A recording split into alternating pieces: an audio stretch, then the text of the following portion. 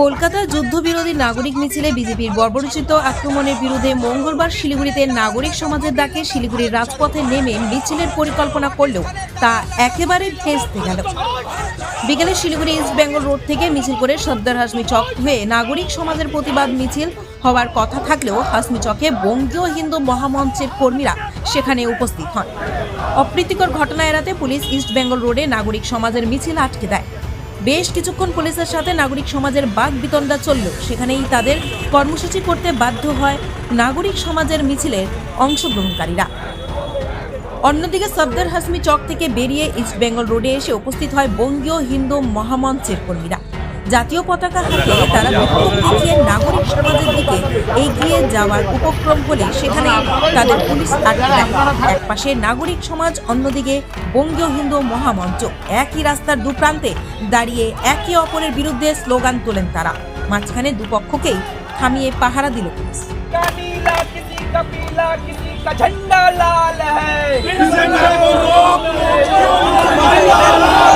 মিছিলে রাস্তায় দেখলাম না, পাকিস্তানের লোক মরছে, 70 দেশের লোক মরছে, এদের পিড়িতে একদম উবলে আসছে। তাহলে ভাই পাকিস্তানে যাক, কেন এখানে দাঁড়িয়ে আছে? সব গাঁজাখড় ভাঙ করে এখানে রাত্রে কাজ নেই, কর্ম নেই, এখানে দেশবিরোধী কার্যকলাপ শিলিগুড়ির মাটিতে হতে দিচ্ছি না। বস সব বাইরে যাও, না তো ওই 1 ইঞ্চি আগালে আমরা 10 ইঞ্চি আগাবো। এবার আমরা পুজো টুজো দিয়ে এসছি, মা কালীর পুজো দিয়ে এসছি, এবার শুধু প্রসাদ দিয়ে যাবো। আমরা হনুমান পুজো করে এসছি, মা কালীর পুজো করে এসছি, এবার মা ভারতীর পুজো করে এসছি, প্রসাদটা নিয়ে এসছি, প্রসাদটা দিয়ে যেতে এসছি। যদি ওরা সামনে আসে প্রসাদটা প্রদান করে যাবো ওদেরকে। বলো ভারত মাতা কি। গতকাল কলকাতায় যুদ্ধ উন্মাদনার বিরুদ্ধে শান্তি ও সম্প্রীতির স্বার্থে পশ্চিমবঙ্গের নাগরিক সমাজের একটা মিছিল ছিল। মৌলালী মোড় থেকে মিছিল ধর্মতলা পর্যন্ত পুলিশের অনুমতি নেওয়া ছিল। সেই মিছিল শুরুর মুখে ভারতীয় জনতা পার্টি দলের 50 নম্বর ওয়ার্ডের কাউন্সিলর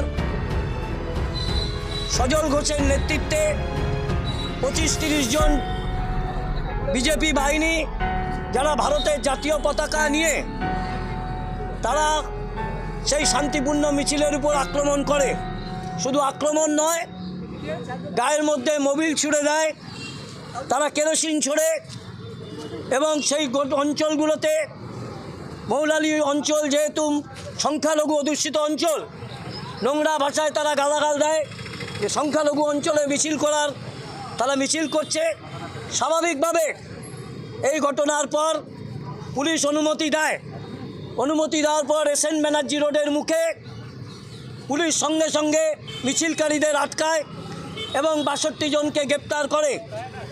ওই মিছিলে যারা ছিলেন গণতান্ত্রিক অধিকার রক্ষা সমিতি থেকে শুরু করে বিভিন্ন সংগঠন, গণসংগঠন, তারা পর্যন্ত, এমনকি রাত দখল আন্দোলন, যারা আরজি করে হত্যার বিরুদ্ধে আন্দোলন করেছিলেন, তারা পর্যন্ত সেখানে উপস্থিত ছিলেন। মহিলারা, সেখানে একটা ভয়ঙ্কর আক্রমণ নেমে আসে এবং 62 জনকে গ্রেপ্তার করা হয়।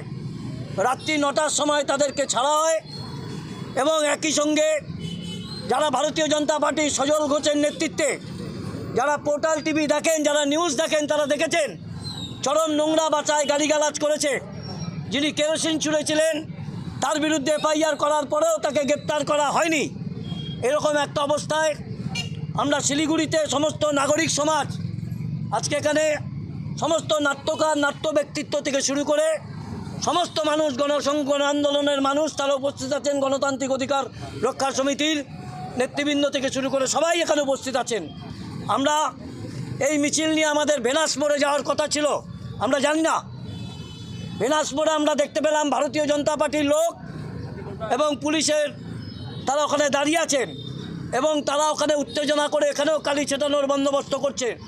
আমরা পুলিশের কাছে বারবার অনুরোধ করেছি, আমরা কোনো বিশৃঙ্খলা সৃষ্টি করতে চাই না, শান্তি শৃঙ্খলা। বারবার আমাদের তরফ থেকে অভিরঞ্জন বাদুড়ি জানিয়েছিল, প্রস্তাব দিয়েছিল যে আমাদের মিছিলটা এদিক দিয়ে যেতে দিন, নয় আমাদের মিছিলটা পাশ দিয়ে যেতে দিন, আমরা বাঘাযতীন পার্কে গান্ধী মূর্তির পাদদেশে শেষ করব।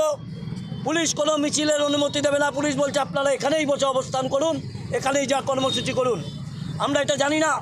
গণতান্ত্রিকভাবে একটা দল, তারা পুলিশের সামনে দাঁড়িয়ে আছে, তারা পুলিশের সামনে জাতীয় পতাকা হাতে নিয়ে, তারা নিজেরাই বলছে হাতে কেরোসিন নিয়ে তারা দাঁড়িয়ে আছে, কলকাতা নিয়ে, তাদেরকে ওখানে দাঁড়াতে অনুমতি দেওয়া হচ্ছে। আর আমরা মিছিলের জন্য বলার পরেও মিছিলকে অনুমোদন দেওয়া হচ্ছে না।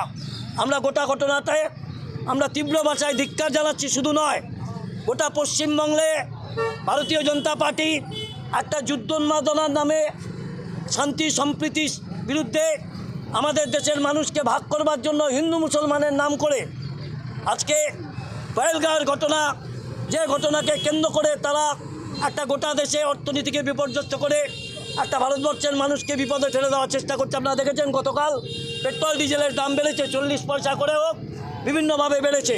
এই সরকার এবং কেন্দ্রীয় সরকার একের পর এক আক্রমণগুলো নামিয়েছে। স্বাভাবিকভাবে অতীতের ঐতিহ্য অনুযায়ী শিলিগুড়ির নাগরিক সমাজ প্রতিটা ঘটনায়